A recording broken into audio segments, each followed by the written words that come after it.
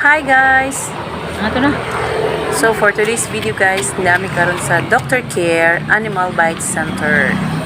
Kay magpa-inject mi guys, kay nagiang-kiang na. Padali manulod ta. Halik ti. Asa man ni? Pirahon? Pirahon ni. Hi ma'am, good morning. Eto bigat niya. Oh, sige ato ti, sulti.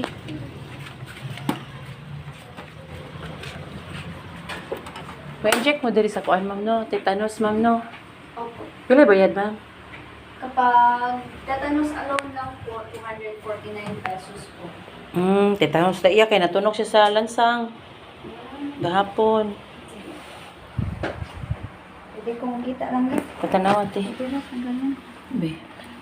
Ako na rin gibutang nga betadine kagaha BE. Inyo nagihugasan o. Gihugasan daw ni Tubigong sabon. Ala nabawa na nauga. Gihugasan man daw ni nila papa gahapon ma'am. Nara. Okay. So, ano kami siya sa anak pa. Mag-dressing lang po anak pa. Fill up na lang po. Ano na rin ma'am? Sige ma'am.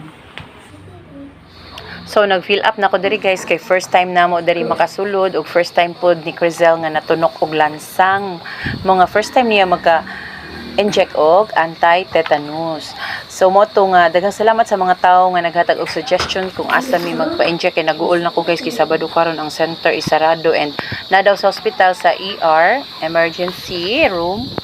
Pero kay diri na lang nako gipili guys, kay dito sa hospital ikaw ra magyapon mo palit dito sa mga butika. So maayo diri na lang kay walay pila ikaduha. Nana po diri sa ila ang katong i-inject. So thank you kaayo sa inyong mga suggestions. Yara, sit down.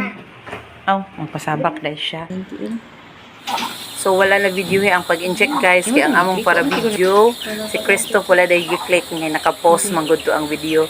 Na sige lang video wala gi-click. So wala na apil og video na to no. Diretso na lang. Natulog na siya sa rice. Ay kagahapon kahuman sa bag. English word. Pagkalaman yun, tumurog-kurog yung tiil.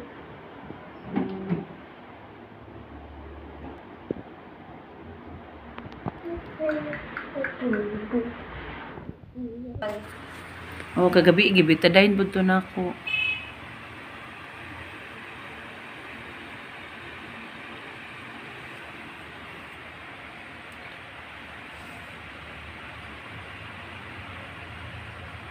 Para mo course ni Apple sa kuan ma'am sa college.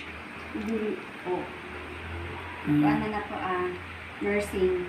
Ah,